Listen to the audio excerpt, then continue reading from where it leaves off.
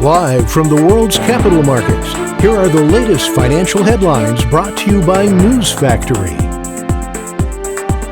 Hello and welcome to Thursday's Daily Financial Digest. And here's what's making the headlines in the markets today. The Bitcoin fell 0.3% against the dollar in the last trading session. The ROC is giving a positive signal. The euro-dollar pair gained 0.3% in the last session. The stochastic RSI is giving a negative signal. The pound-dollar pair rose 0.3% in the last session. The ultimate oscillator is giving a positive signal.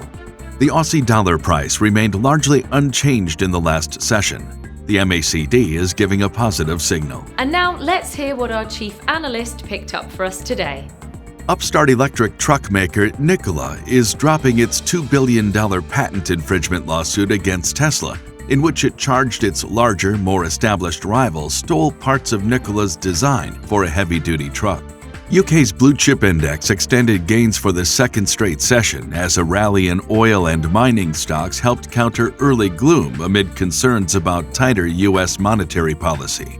Airbnb's latest Twitter poll shows that its users want the home rental company to provide cryptocurrency payment options. Those were today's major economic events. And now, moving on to world financial headlines.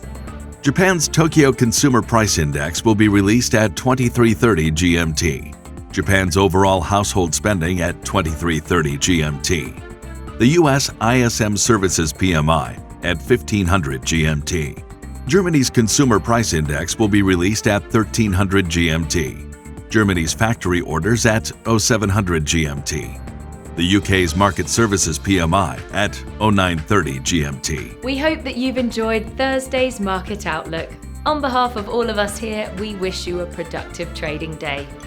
Be sure to join us tomorrow morning for the latest news and events from the financial markets.